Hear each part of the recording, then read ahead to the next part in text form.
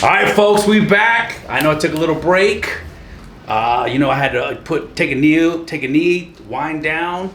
But I said I'd be back in October, and I'm just making the cut. And man, I'm gonna tell you. Hey, hold up, look, listen, what's going on, man? What's up? Anyway, we back. Good. And I got this gentleman, Sober Junkie SJ, kicking it with KJ, and we said we would do this interview. So SJ, right? So yeah. Ironically, I walked in the gym. I saw you doing one of your motivational speaks. Yeah, that was so crazy. But then I ran across you on Instagram that night, and then, as any higher power above would have it, I run into you in the cardio room a couple days later, and I'm like, "Hey, man, I just saw you." And boom, here we are. You're the first guest after I've taken about 4 months off. So hey, tell the audience a little bit about yourself. Man, so look, I'm Sober Junkie. I'm a singer-songwriter. I'm an indigenous man. I'm with the Sac and Fox and Choctaw Nations.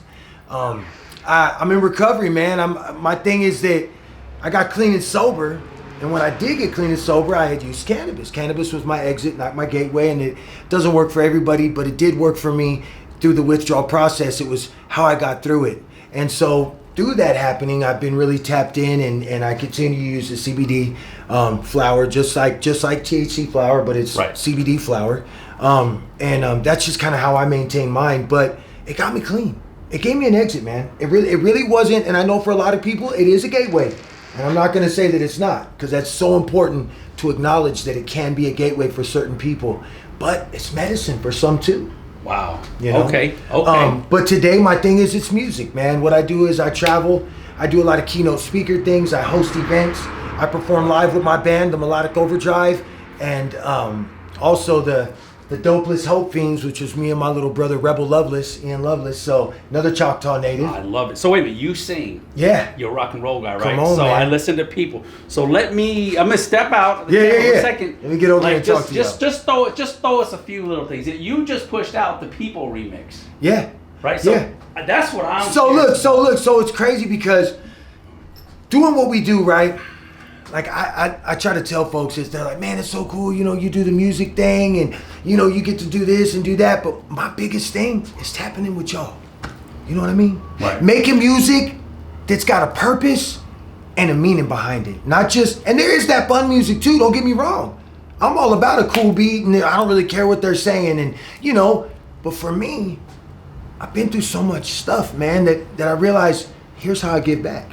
Yeah. So I make music that matters, and it's funny because the remix that people dropped, but I'm gonna sing you guys a little bit of something real quick, man, of the original, and it was, a lot of people think that they know me, but they don't, cause way before I was out in the cold, I had a problem, couldn't kick it, so my girl told me, Daddy, sorry, but you can't come home. Now I gotta get right before I can be by her side. You deserve for me to change my ways. But even if I stumble and fall. Just love me for who I am today. If we teach people about people, and people can love, yeah. Teach people we're all equal, so let's spread love, yeah. We teach people about people, so people can love, yeah. Teach people, yeah, we're all equal, so people just love, yeah.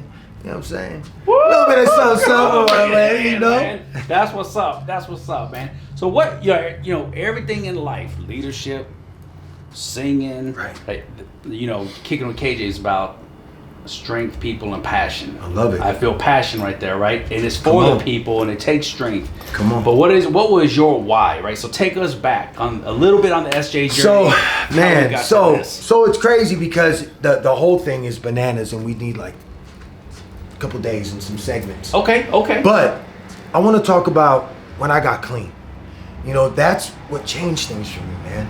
Because I realized, okay, being a drug addict, being incarcerated, doing the whole penitentiary thing, putting my poor mama through all of that hell, I realized that it was for a reason greater than I even understood. I realized that all of it was even bigger than me. That I had to go through that in order to get to this point so that I can help other people that are unable to get through that. Because that is their everything. That is their only thing. What do you think is the biggest challenge to getting people to have that paradigm shift, right? So you know what have you ever heard of the law of attraction? Yes. Right, and then you have what the paradigm, right? The subconscious, like us younger guys, we go to subconscious, we get a paradigm, right? You're constantly trying to shift paradigms. Constantly. What would you think the biggest barrier? So for me, it's people just don't believe in themselves. I was just going to tell you that right now, bro. It's fear, not believing in themselves, having fear, doubting their abilities. And it's just like, once you realize how freaking powerful you are, how capable you are, it's going to blow your mind. You're a superhero. I sat my daughter down, man. I sat her down when she was younger. And my daughter is my freaking world, okay? And I've been daddy since she was 3 months old, right? And I chose to be her daddy. You know what I'm saying? I chose, and I'm honored for. She's just so freaking incredible. But I sat her down because I knew her journey in her life was going to affect her no matter what. Right. And I said, baby, I need to let you know you're a superhero. You got superpowers. She said, what do you mean, Daddy? I said, you got superpowers, and you're going to learn as you grow up what they are and how to use them. And I said, your journey's going to be more difficult than some. I said, but Creator, God, higher power of our choosing, right? And what I taught, I said, is giving you something to get through it all. Even when you feel like you ain't and you can't, you're gonna be okay. Because Creator made you for that. But you need to feel that because your gift is gonna be what you do with it. Yeah. And because I knew it because of my journey and not having my dad and, you know, and having on and off and not having a relationship. I wanted a dad growing up more than anything, you know? And so for her, this dude to bounce out and me to be able to come in there and be that, it was crazy. It was like I was prepared for that moment. Right. And I got to become the dad that I never had. Right. Is she your firstborn? Oh, yeah. See, so I tell folks that. And then Bear. Okay, so people think they know love until they have a kid. Come on, bro. Right? Bro. You know I got 6 bro. of them, so. Right, I got 4. Right, so tell me about like that moment you knew that she actually. Dude, the moment I seen her. So check this out. It's so fucking crazy, right? So me and Ray we're running around being crazy young, and I was a hoodlum kid. Anyways, I'm gonna be honest. I was and she was her brother. It was bad, and but we were dating, and I find out she has a daughter. And she's this little baby, 3 months old. And I turned to look at her, and she looked at me, bro. And I knew. I was like, that's my kid. Yeah. That's... It's heavy shit, man.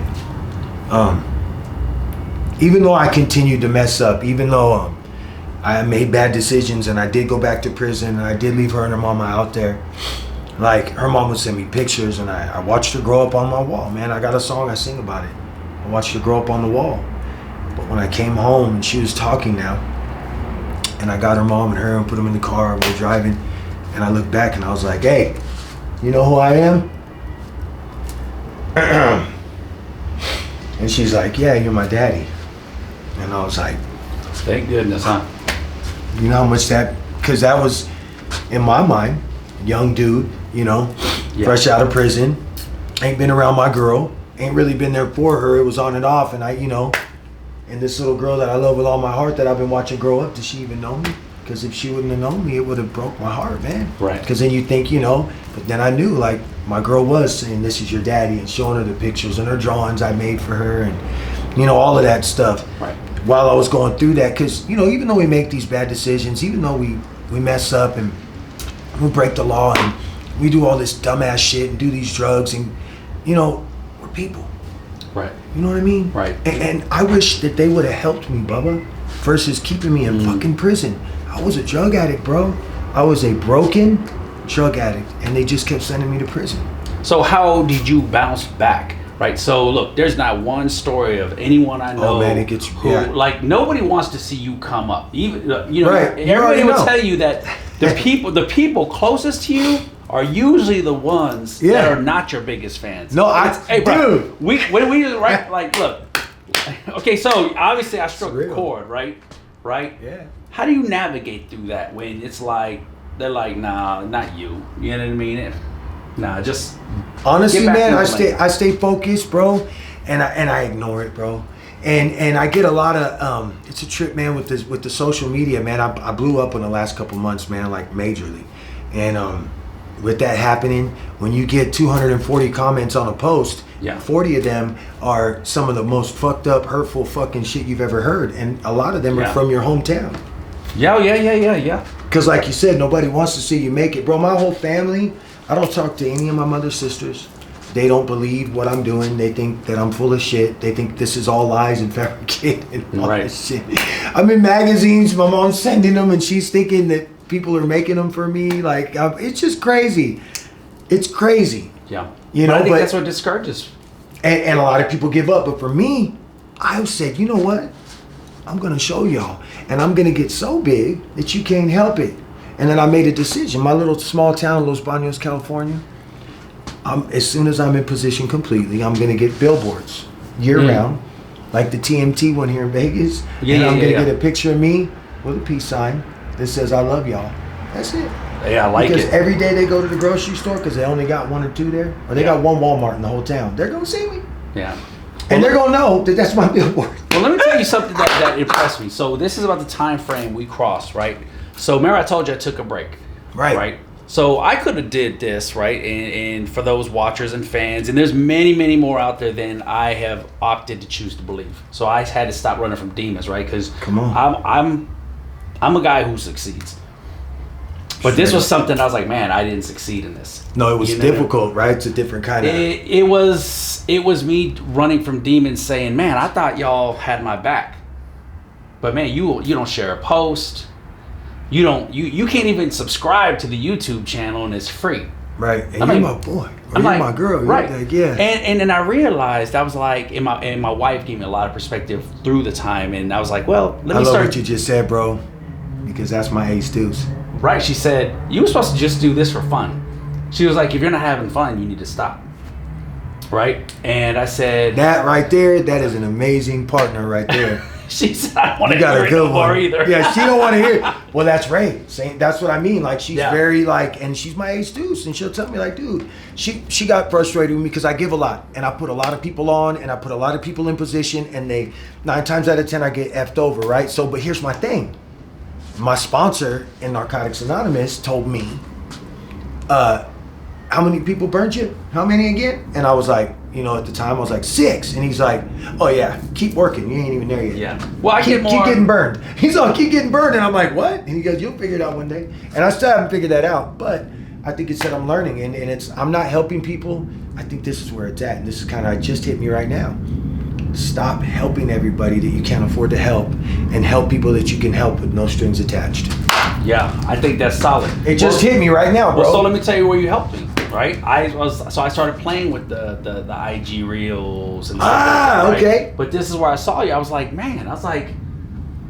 this guy's like consistent. And I know in leadership, in life, and family, you have to be consistent. And I think the one barrier that you touched on earlier that I'm bringing up now is that essence of like, look, I can think of some wild ass bomb shit when I'm in the shower, but of course I can't write it down, and I ain't pull my phone out. And then I'll be in that position to be like this. All right, let me kick some knowledge, right?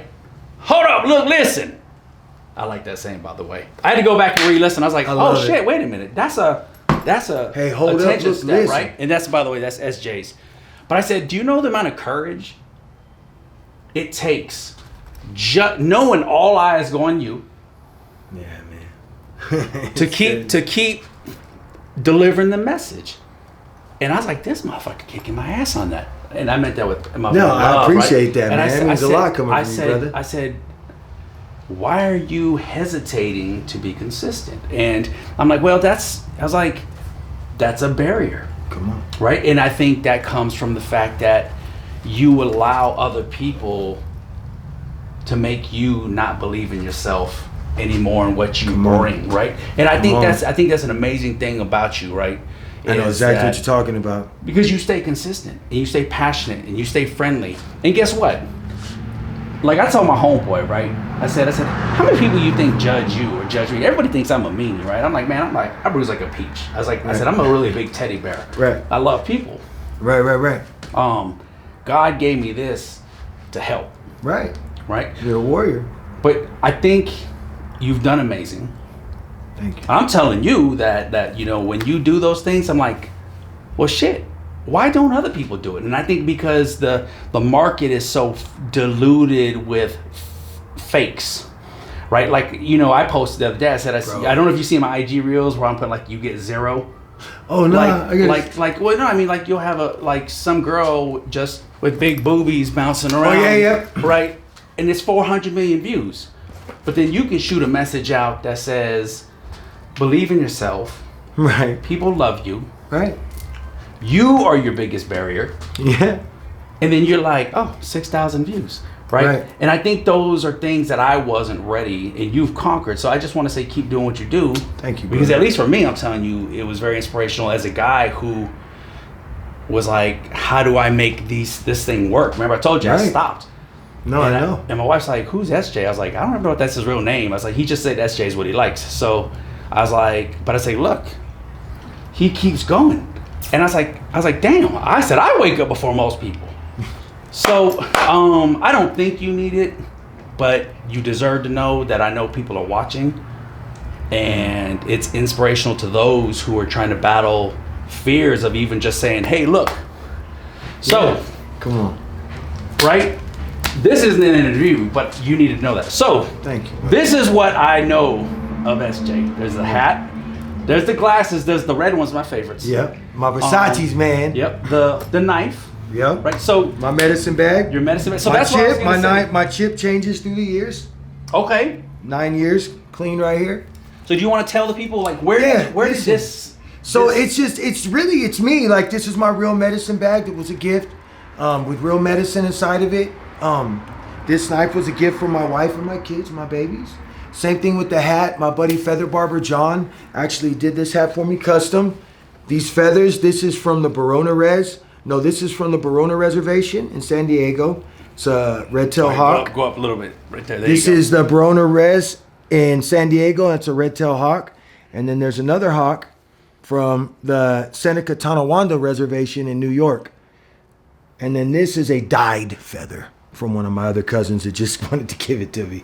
And this is a other feather ensemble that he did. This is my wife, my daughter, my son, my daughter, my son. Each X represents my children. And it's a custom band, you know. And it's all me. And same thing with my bracelets. I've had them for years and years and years. My rings, my crazy ass nails. This is me every day. And I go to the gym and hit and run and do everything I do. I'm just an eccentric motherfucker, and someone told me, man, you should stop normalizing men having nails. I'm just normalizing fucking people being people. You're just you. I'm just me. People, but I don't know. Look, listen, this is what I tell folks. Look, and I'm a big Maslow guy. I don't know if you're familiar with Maslow's hierarchy of needs, right? But our biggest breakdowns come from security, right? Which means you can never achieve esteem and self-actualization, meaning the best version of you. Like even me, I won't do that stuff. I feel insecure. Got you. So my self-esteem, it never gets there. And maybe I miss that viral post, right? And I think we have this identity issue. We're in this world where the identity is kind of complex. You know what I mean? It's very complex right now, especially right now, bro. I trip even with the kids, and we were talking this morning about it. And, you know, kids are confused and going through a lot of things now, things that we didn't really deal with. Maybe a couple kids were dealing with that. But now it's like I'm hearing, like, I'm just blown away by it. I'm like, it's crazy. Like, people are trying to figure out who they are. They don't even know who they are anymore. Right. You know, on all kinds of different levels. And it's a crazy freaking time. People are scared. People are, you know, a lot of people are talking about the end and all this other crazy stuff. What I could say, live for the day.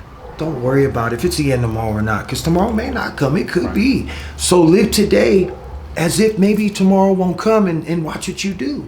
Really think about it. Be like, today, if you got a call from your doctor, like, I'm sorry, you're out of here by tomorrow morning. Go live your best life. What would you do? They're probably asleep. A lot of people would. You'd probably go make a video. I would. I'd be like, hey, oh, look at me. Nah, I love it. So you just came back off a tour. Yes, New York, upstate. It was so beautiful out there. out there on all the different Seneca reses that are around there. Mainly the Tonawanda with our cousins from Shaman Medicinal, Jesse and Ruby, amazing. Instant family. I'm actually doing a bunch of stuff with them. I'm really excited, as well as my cousin Brock Weaver of the UFC, who's now fighting in the PFL, and is doing some stuff. People are tripping out because he got deputized. He's the sheriff Oh, good. right now out there where he's at. I'm really proud of him, man. It's pretty cool to see the things he's doing. He had got a concussion, missed the fight, you know what I'm saying? And he had some time. He's just training, doing his thing. And the sheriff was just like, hey, you know, I believe they deputize him or however they do it, but now he's going through everything. Yeah, straight up. Okay. And he's like, yeah, I'm cleaning shop, man. I want to make it a better place. And I said, you know what? Be that cool fucking deputy, man, that wants to make a difference. And he is that guy. Yeah. And I know that with all my heart. So I'm proud of him, man. So what does it take to make those things happen, right? Do you get sponsorship? Do you need sponsorship? So that's what it is. Like for me, a lot of times I get booked. I got a lot of gigs that I get booked and I get paid for, and it's great. But there's a lot of stuff that I want to do that I don't. You know, there's a lot of things that I got to come out of personal pocket, and that's what we try to get sponsors for. So what we'll do is we'll put it together, get a tour deck, and then send the tour deck out and let people get on board as sponsorship, and then we can rent an RV and we can pull up to these reservations that don't got the budget to have us but need us the most. Right. You know, we want to perform for these kids. Brock can do a hand-on-hand combat thing. You know, we look at our people, bro. MMIP, Missing and Murdered Indigenous People, along with MMIW. Right. It's so important to realize, like, we're vanishing at such a quick rate. You know, it's a trip because a lot of people don't even know that we're still around. Like, I was telling someone a story earlier. This lady at a family thing, even with the kids, and she was just like, "Wait, you're a real Native American?" Right. And she was like tripping. She's like, "I didn't know you guys still existed." Literally. And I was just like, wow, what the fuck? That's crazy. Pardon my language.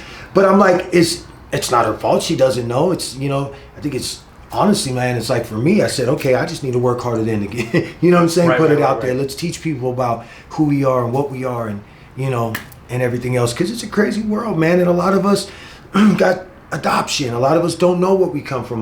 My wife's mom, they know that they're Indian as well. But her mom's adopted and don't know her tribe, don't know nothing. Right. You know, and that happened a lot. You know, we got the whole residential school situation that cracked off. I don't know if you saw that. Bro, there's over 6,000 bodies they've already unearthed from underneath the Catholic Church residential schools in Canada. Oh, yeah, wow. Google residential schools when you get home. It's very important. Check that out. Okay. It's huge, man. Every child matters. It's a huge movement right now with and the color is orange that they're using. But yeah, out there in Canada, it's the residential schools. Now, I've heard stories about stuff happening out there, and our elders have been telling them within the tribe forever, but no one would ever believe and listen. And they were doing some researching, scanning of the land, and the guy's like, wait a minute, those are bones. And unearthed, the beginning was 215 children from the ages of 16 up to 18. Was the church killing them? Yeah. And they were saying this to everybody, and I don't know if you remember, the slogan was, kill the Indian, save the man. And they were literally taking these kids, chopping off their hair. That's why we wear our hair for those who weren't able to wear their hair. They were chopping their hair off, giving them baths and bleach. Like it was horrific things they did to our elders and you know our ancestors now, the ones that have crossed over since. But man, and this just happened. Yeah, this ain't old. Like even my cousin Brock went to an all-Indian school in Alabama. Okay, wow. You know, so it's a trip, man. They had residential schools. I believe we had something different, boarding. We had Indian boarding schools here in the States, but Canada, it was residential schools is what they called them. So they're going to start digging here now. They're going to start searching here because they think it was, it's just crazy. They're up to like 6,000 bodies right now from the different churches they've searched. All right, well, that's a wrap. So that was heavy for you. We might end up editing that part out. No. I'm just trying to think. All right, well. It was heavy. We kind of went on a dark note, but it was real. No, it's real. And you know what, though? I think it hit you hard because it's your people. Yeah, it's kids. Yeah. And it's not what you endorse in life or subscribe to. Right. So I'm curious about something. So you may not know, one of my dreams is to make a song, to write a song or something like that, right? So what got you into it? Like what, you just were born with the voice? So my mama singing throughout the house, and on my dad's side, my grandma was singing in church, and my granddaddy was a Baptist minister, and she sang in the choir and just had that vibe. And I've always loved music. And my dad, when I lived with him, my dad's a two-spirit. transgender now even. And I lived with him when I was younger, and because he had money and my mom moved out there, and that's in the book. You guys will, but he was always singing and dancing, and you know what I mean? Like, it was always about TV, fashion, and television, and film, and just all this cool shit. So it was always kind of like I loved it. And then I would rap because I knew I could sing, but I didn't want to sing because that shit was... Yeah, that's what I want to do. I want to rap. I wanted to rap. I don't got a voice. But then I realized I could sing. Wow. I wanted to rap till I realized I could sing, and there was this girl. She's out there today. Her name was Eulalia Fernandez. And she's like, sing this song to me. And it was an oldie. And I learned it, and I sang it to her, and she was just like... And I was like, oh, I got to do this singing stuff. Oh, see? All right, so how does... All right, this was high school, so I got in the choir. And then, you know, I always wanted to be a singer and rap for a long time. I actually had a deal with Warner Brothers in 2002. I had a demo deal to get a demo done. What happened? I took the $5,000 to do that and bought heroin and speed. And ended up in the streets. And that was the beginning of that crazy life journey. Wow. I was by myself, Southern California, young, bunch of money, dating a dancer. And it was, you know, my story's crazy. When you guys read it, the book is going to be bananas. So, The Life of a Sober Junkie. And it's real. Like, I know for a fact there's got to be a creator, because my journey is so unique and tailor-fitted to where I'm connected to so many different people on such a strong level for individual reasons. Right. You know? Was it intentional? Because it's an oxymoron, right? No. Sober junkie. Yeah, so they made fun of me. So some dude's like, yeah, sure, you're sober junkie. Get the fuck out of here. I said, what? He said, sure the fuck you're sober junkie. And I was like, sober junkie. And then the fair, because April 20th, the fair was May Day fair, May 1st. I went to the fair and I bought a shirt and it said Sober Junkie. And I said, that's me. That was it. That is incredible, man. Right. So when you make music, is it just the lyrics? Do you... Both. I write the melodies and the lyrics, and a lot of stuff I'll write and sing it. Call my guy, sing it to him, send him a voice memo. They'll play it on guitar. When I have an acoustic, I don't have one right now here at the house, but when I have one, I'll, you know, very, very small bit of guitar, but enough to like come up with ideas and write little shit. I'm actually going to start playing more seriously. Right. See, so I asked this because... But I have a whole writing team. Okay, see, so, like, you know, I did a little rap one day, you know, on my channel. You gotta go to my guy's studio, bro. It's just like, 45-minute, found a copyright-free beat, you know, put down some lyrics on it, and it turned out okay, right? It's okay, right? But I was you gotta get you a real beat designed for you. Maybe do one song, bro, just to do it. Yeah. Maybe one day down the road you'll help me work that out, right? But I'm always like, wait a minute. Do they come up with the lyrics, or does someone write a beat and then says, it's all different. It just depends, right? Everybody does it differently. Me, sometimes I'll do it both ways. You know, sometimes I'll be sitting there and I'll be like, I'ma keep moving, I'ma keep going, no matter what, I can't give up shit. I'ma keep moving.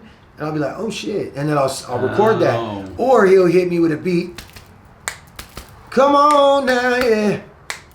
I'm trying to get it for you, yeah. Come on, you know I need to go. You know what I'm saying? Whatever, like, I'll sing to the beat and write it. So it's either which way you want to do it. It's better to get a skeleton and feel the vibe and then go in on it. Because you want to be on point with it and everything else. We'll talk about it, though, because I'm telling you, bro, I tell everybody, life is short, man. And if you want to make a fucking song, make a fucking song. Yeah, It's not crazy. It's not all expensive and shit. You can make that. You know me, so you're like half of that. Most of everything is you're good. You know what I'm saying? But you gotta write you a song, bro. Yeah, and that's where I'm like, I think you would be disappointed based on your message and your why and your drive for anyone to be like, oh man, I've always wanted to do that, bro. Even if it was terrible, do it. Right? You know? I thought I'd give them to you, boo. Hi. Sorry, we're on camera right now, being filmed. Here. Oh, it's okay. No, you can come in it. We can edit. Look at This is real life. Right. You know what I mean? So I dig it. That was my queen right there, Ray Michaels. She's on Instagram. Do I need to move the truck? Ray She good? I think she's _ Michaels. And that's my daughter Mallory. Kevin, babe. Hi. Is that my shirt, you little weasel? It's almost Halloween. You guys trick or treating? No, I don't. I'm cool. Yeah. I just don't like the world right now. I just feel so weird about everything, Why? bro. I don't know, man. It's just such a... It's a weird fucking time, dude. And I just don't want somebody to do some weird shit. And, like, I don't trust people. I don't trust people to do some shit to Candy right now. It's just things are so weird. Just kind of very like, okay, let me sit back and just let me really look. I'd rather just get the kids hooked up and we'll go walk around and have fun. And I'll just hook you guys up with hella candy. Yeah, I like that. You know? Yeah. We'll go walk around and go look at the lights together, all dressed up. But let's not get nothing from nobody. Yeah, I actually said I hope it rains. Sorry, guys. I said I hope it rains. Well, because you know I got my little guy. Yeah. And so, you know, he really couldn't do a whole lot. He was only 9 months, I think. Right. Or 7 months. Yeah. So now he's old enough to walk, but he wants to go where he wants to go. So it's not really like, all right, we're going to go down this way, get Candy, come around. It's more like push him in the stroller and he's going to scream and be pissed because he wants to run. And then so it's like, if we can just get a rainstorm on Sunday, We'll be great. we'll be good. So, okay, man. The Sober Junkie. What's next? Right? So I got some film projects going on. Dope Sick documentary, Dope Sick the movie. There's a show out right now. Make sure you guys check it out. It's called Dope Sick. It's on Hulu. Okay. It's about Big Pharma and the OxyContin epidemic and all of that. It's pretty fucking wild. Okay. But we have a company called Dope Sick. We're not connected with them, but we are in talks with them for some apparent reasons. And it's good for us. So what we're doing is we're putting out a documentary and we're putting out a movie. But we're doing a different side of it. We're showing a different element of the Dope Sick life. Like they're more like Midwest, you know, suburbia. You know, we want to show the street side of it. You know what I mean? Right. Where, you know, there's a scene that I wrote where the Connect meets up with the lady and she's got a van full of kids and she goes into the store and comes out 3 hours later with these carts of food. You're like, oh, thank God she got the kids food. But then she goes to the drug dealer's car, unloads all the shit in his car, and then he hands her a little bag of pills, and they're OxyContin pills. Got it. Crazy. Because that shit really fucking happens every motherfucking day. Yeah, they'd rather do drugs than eat. And what's sad is it's not good for you. With the than kids. babies. Yeah. And I've seen it happen too much, you know, and in my addiction, the shit I did, stealing from people and all of that, like we want to show that side of it. We want to show the grimy shit that, you know, the doctors giving out the fake scripts and making hella money and dealing with drug dealers and taking them themselves. Like this is a real shit that cracks off.